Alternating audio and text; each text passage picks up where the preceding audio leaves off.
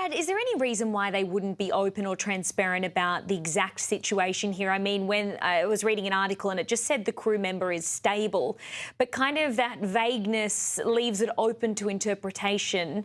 Is there any reason why they wouldn't be transparent about that? And I guess just to walk us through how dangerous this could potentially be. I understand it's not been done before. Yeah, so look, so there's, I think one of the things is you have some privacy issues there. I think it will come out public, and that's usually because the data as an acting astronaut is usually made public. Now, once they leave the astronaut corps, that's not the case. So eventually, that will probably become public May as soon as they return tomorrow evening. It also could hint that it's actually not NASA's decision. So if it is the Japanese or Russian astronaut or cosmonaut, respectively, it's actually to those groups who are deciding what to do. The NASA is just responsible for their safety and getting him back down. So that could be another reason as well. I also think there's the other issue. They want to get him down, make sure they're treated and clear before releasing it, so they kind of know what they're dealing with. I think it implies that this is not just kind of a simple illness. It's also not something caused by space. This is clearly something that has arisen while they're up there, but probably, more related to illnesses you would get here on Earth and may actually be quite life-changing or quite long-term treatment. So I think there's a lot of this they're trying to work through. Now, as you said, NASA hasn't done this before. The Russians actually did this in '85, but this hasn't really been done by NASA. It hasn't been done in this model. So while the normal return, it's fairly stock standard what they have to do, they already go through a lot in their human body. When they come back down to Earth, all of this blood is leaving their brain because of the way gravity has changed their cardiovascular system.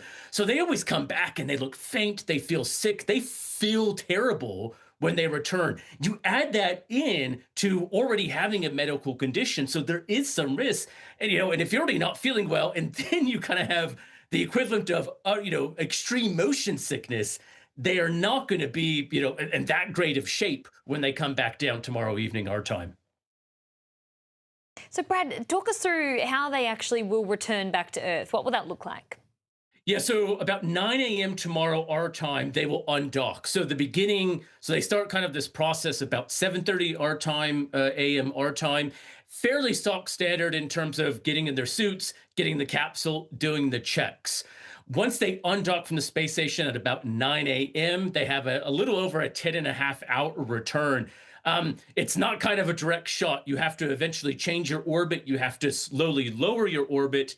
And then you have to change your trajectory so that you're at the right entry point to re-enter where they want. So they're going to be splashing down off the coast of California.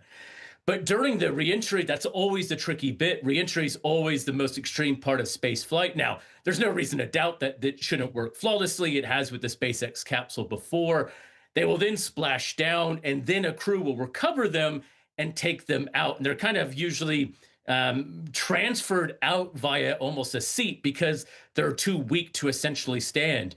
So what we'll probably see is, depending on the severity of the medical issue, the medical team will meet all of the astronauts, in particular, at least the one having the issue, get them out and then deal with whatever treatment they may need to do. It just may be as simple as going to hospital or something more intravenous.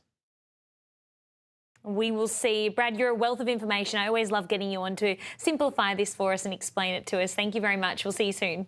Take care. Thanks.